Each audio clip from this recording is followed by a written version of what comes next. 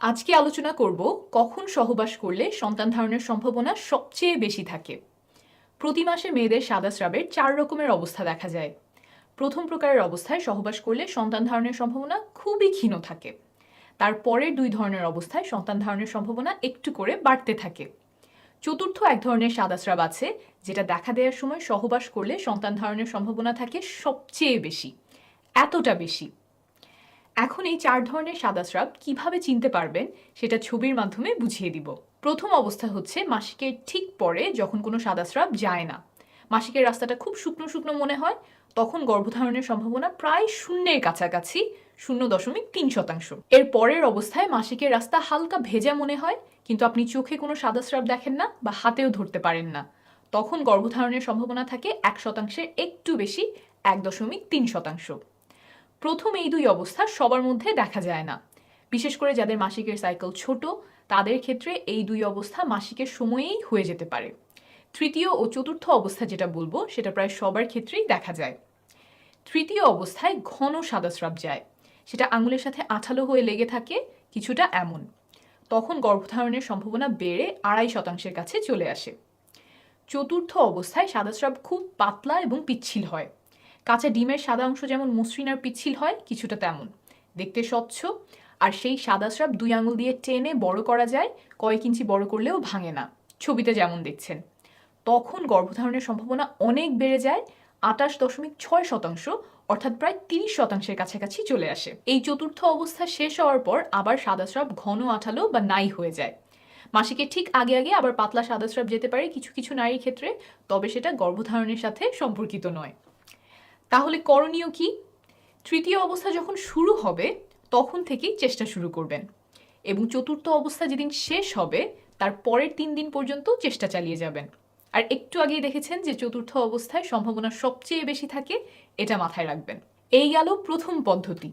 আমি আরও কয়েকটা সহজ উপায় এখন শেখাবো, কারণ সবার শরীর তো একভাবে কাজ করে না, নানা কারণে সাদা স্রাব ভিন্ন হতে পারে। কয়েকটা পদ্ধতি যদি বুঝে নেন তাহলে একটা না একটা আপনাকে সঠিক সময় বুঝতে সাহায্য করবে। দ্বিতীয় পদ্ধতিতে চলে যাই, এটা হলো শরীরের তাপমাত্রা মাপা। মাসিকের সময়ে আর মাসিকের পর পর শরীরের তাপমাত্রা কিছুটা কম থাকে। যখন ডিম্বাশয় থেকে ডিম্বাণু বের হয়, অর্থাৎ ডিমটা ফোটে, তখন একজন নারীর শরীরের তাপমাত্রা খানিকটা বেড়ে যায়। না মাপলে এটা সাধারণত বোঝা যায় না, কারণ খুব সামান্য পরিমাণে বাড়ে, 0.2 ডিগ্রি সেলসিয়াস বা 0.4 ডিগ্রি ফারেনহাইটের মতো। আপনি যদি প্রতিদিন শরীরের তাপমাত্রা মাপতে থাকেন তাহলে কখন বেড়ে গেল সেটা আপনি ধরতে পারবেন। এই ক্ষেত্রে একটা রুল মনে রাখবেন, 6-এর পরে 3। টানা 6 দিন কম তাপমাত্রার পরে টানা 3 দিন বেশি তাপমাত্রা থাকতে হবে। একদিন তাপমাত্রা এসে সেটা আবার চলে গেলে তা হবে না, সেটা মানসিক চাপ বা অন্য কোনো কারণে হতে পারে। এই যে টানা বেশি তাপমাত্রা শুরু হলো, এটা শুরু হওয়ার তৃতীয় দিন পর্যন্ত ফার্টাইল উইন্ডো থাকে। এই বেশি তাপমাত্রা যত দিনই থাক, ধরে নেবেন 3 দিন পরে ফার্টাইল উইন্ডো শেষ। কিছু নিয়ম মেনে তাপমাত্রা মাপতে হবে, যখন তখন মাপলে হবে না। কখন মাপবেন? ঘুম থেকে ওঠার পরে কোনো কিছু করার আগে বিছানায় থাকা অবস্থাতেই তাপমাত্রা মাপবেন। প্রতিদিন একই সময় মাপতে চেষ্টা করবেন, অর্থাৎ নিয়মিত একই সময় ঘুম থেকে ওঠার অভ্যাস করতে হবে। বিছানার কাছেই থার্মোমিটার রেখে দিবেন। আবার আমরা অনেকেই বগলের নিচে তাপমাত্রা মাপি, এখানে সেটা করলে হবে না, মুখের তাপমাত্রা মাপতে হবে। থার্মোমিটার জিহ্বার নিচে রেখে মুখ বন্ধ করবেন। জ্বর মাপার সাধারণ থার্মোমিটার দিয়ে মাপলে এত সূক্ষ্ম পরিবর্তন বোঝা যাবে না, ডিজিটাল থার্মোমিটার ব্যবহার করবেন। বিভিন্ন ফার্মেসিতে অল্প খরচেই এটা কিনতে পাওয়া যায়। এই পদ্ধতিতে ফার্টাইল উইন্ডো কখন শুরু হয় বোঝা যায় না, তবে কখন শেষ হচ্ছে সেটা বোঝা যায়। তাহলে এটা কিভাবে কাজে লাগাবেন? একটু আগেই যে সাদা স্রাবের পদ্ধতি বুঝিয়েছিলাম সেটা ব্যবহার করে সাদা স্রাব যাওয়া যেদিন শুরু হয়েছে সেদিন থেকে চেষ্টা শুরু করবেন, আর এই পদ্ধতিতে তাপমাত্রা বাড়ার তৃতীয় দিন পর্যন্ত চেষ্টা চালিয়ে যাবেন। তাহলে গর্ভধারণের সবচেয়ে সম্ভাবনাময় সময়টুকু কাজে লাগানো হলো। পরের পদ্ধতিতে যাওয়ার আগে একটু বোঝাই কেন মাসের একটা সময়ে সন্তান ধারণের সম্ভাবনা এত বেড়ে যায়। একজন নারীর শরীরে 2টা ওভারি বা ডিম্বাশয় থাকে। প্রতি মাসেই এখানে একটা করে ডিম্বাণু পরিপক্ক হয়। যখন ডিম্বাণু পরিপক্ক হয়ে যায় তখন সেটা খোলস ভেঙে ওভারি থেকে বের হয়ে ঢোকে ফ্যালোপিয়ান টিউব বা ডিম্বনালীতে। এই ঘটনাকেই আমরা ডিম ফুটে বেরিয়ে আসা বলি। যে ডিম্বাণুটা বের হয়ে আসলো এটা এখন সন্তান ধারণের সক্ষম। ফ্যালোপিয়ান টিউব বা ডিম্বনালীতে যদি পুরুষের শুক্রাণু আগে থেকেই এসে বসে থাকে তাহলে সেটা ডিম্বাণুর সাথে মিলিত হয়, আর ডিম্বাণু এবং শুক্রাণুর মিলন হলেই কেবল তা গর্ভধারণে সক্ষম। যদি শুক্রাণু মিলিত না হয়, ডিম্বাণু একা একা জরায়ুতে এসে পৌঁছায়, তাহলে তার কয়েকদিন পরে জরায়ু তার গায়ের মোটা প্রলেপ ঝেড়ে ফেলে, সেখান থেকে রক্তক্ষরণ হয়। এই ঘটনাকেই আমরা বাইরে থেকে মাসে মাসে ঋতুস্রাব বা মাসিক হিসেবে দেখে থাকি। এটাই সাধারণভাবে ঘটে, এর বাইরেও কিছু ব্যাপার আছে, তবে এখনকার আলোচনার জন্য সেটা বোঝার প্রয়োজন নেই। এখন খেয়াল করেন, নারীর দেহে পুরুষের শুক্রাণু সাধারণত 3 দিন বাঁচে, কিছু ক্ষেত্রে 7 দিন পর্যন্ত বাঁচতে পারে, কিন্তু একটা পরিপক্ক ডিম্বাণু থাকে সর্বোচ্চ 24 ঘন্টা। তার মানে ডিম্বাণু খুব অল্প সময়ের জন্য থাকে। তাই ডিম্বাণু যেই কয়েক ঘন্টা আছে, এই সময়টা আমাদেরকে ব্যবহার করতে হবে, না হলে গর্ভধারণ হবে না। যেহেতু পুরুষের শুক্রাণু নারী দেহে কয়েকদিন বেঁচে থাকতে পারে, তাই শুক্রাণুকে আগে আগে গিয়ে বসে থাকতে হবে ডিম্বাণুর জন্য, যাতে ডিম্বাণু বের হলেই শুক্রাণু গিয়ে তার সাথে মিলিত হতে পারে। অর্থাৎ ডিম্বাণু বের হওয়ার আগের কয়েকদিন যদি সহবাস করা হয়, তাহলে শুক্রাণু ঠিক সময়ে ঠিক জায়গায় থাকার সম্ভাবনা বাড়ে। আর এই কয়েকটা দিনকেই বলে ফার্টাইল উইন্ডো। এটাই আমরা বিভিন্ন হিসেবের মাধ্যমে ধরার চেষ্টা করছি। এখন আবারও চলে যাই ফার্টাইল উইন্ডো চেনার পদ্ধতিতে। এখন খুব সহজ একটা উপায় বলবো, তবে এটা তুলনামূলকভাবে একটু কম নির্ভরযোগ্য। এই পদ্ধতি ব্যবহার করবেন যদি আপনার মাসিক নিয়মিত হয়। একদম কাটায় কাটায় 1 মাস পরপর মাসিক হতে হবে এমন না। যদি 26 থেকে 32 দিন পরপর মাসিক হয়, তাহলে এই পদ্ধতি ব্যবহার করতে পারবেন। এই পদ্ধতি অনুযায়ী মাসিক শুরু হওয়ার পর 8 নম্বর দিন থেকে 19 নম্বর দিন পর্যন্ত আপনার ফার্টাইল উইন্ডো। অর্থাৎ যদি 1 তারিখে মাসিক শুরু হয়, তাহলে 8 তারিখ থেকে 19 তারিখ পর্যন্ত সময়টাতে আপনার গর্ভধারণের সম্ভাবনা সবচেয়ে বেশি থাকবে। তবে শুধুমাত্র এই পদ্ধতি ব্যবহার না করে সাথে অন্য পদ্ধতিও মিলিয়ে ব্যবহার করার চেষ্টা করবেন, কারণ সবসময় যে এই 8 নম্বর থেকে 19 নম্বর দিনের মধ্যেই ডিম্বাণু বের হবে এমন নয়। এই জন্যই অন্য পদ্ধতিগুলিও বুঝিয়েছি। এখন চলে আসি 4 নম্বর পদ্ধতিতে। এটা একটু কষ্ট করে হিসেব করতে হবে, তবে ভালো কাজ করে। পদ্ধতিটা হলো ক্যালেন্ডারে তারিখ হিসাব রাখা। প্রথম যেদিন মাসিক শুরু হয় সেই তারিখটা ক্যালেন্ডারে দাগ দিয়ে রাখবেন। মাসিক কবে শেষ হলো সেটা দাগানোর প্রয়োজন নাই। এরপরে আবার যেদিন মাসিক শুরু হবে ক্যালেন্ডারে সেই তারিখটা দাগ দিবেন। এই দুইটা তারিখের মধ্যে যত দিনের পার্থক্য, সেটাই আপনার মাসিকের সাইকেলের দৈর্ঘ্য। ধরেন আপনার মাসিক শুরু হলো 1 তারিখ, তারপর আবার মাসিক হলো সেই মাসেরই 29 তারিখ।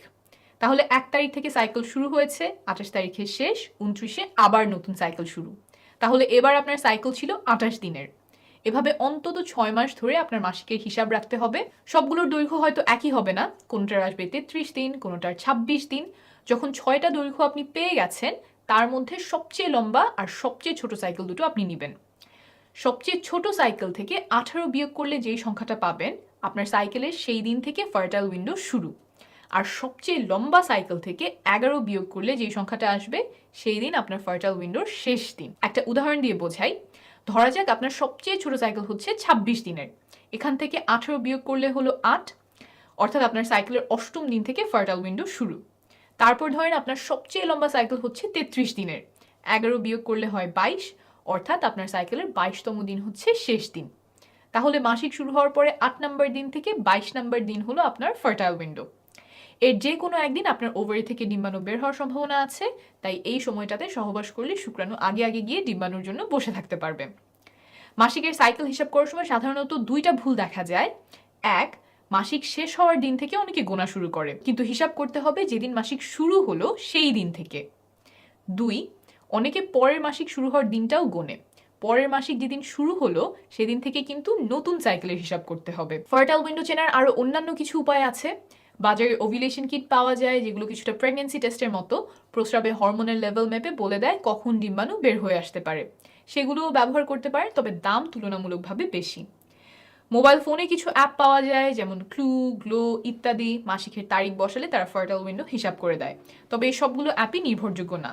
ব্যবহার করলে আপনার সাইকেলের দৈর্ঘ্য সম্পর্কে একটা ধারণা পেতে পারেন। এছাড়াও ডিম্বাণু বের হওয়ার পরে স্তনে বা তলপেটে ব্যথা হতে পারে, পেট ফাঁপা লাগতে পারে, তবে এই লক্ষণগুলো ব্যবহার করে ফার্টাইল উইন্ডো বের করা নির্ভরযোগ্য নয়। সবার ফার্টাইল উইন্ডো একই সময়ে হয় না, আবার একই মানুষের ক্ষেত্রে এক এক মাসে এক এক সময় হতে পারে।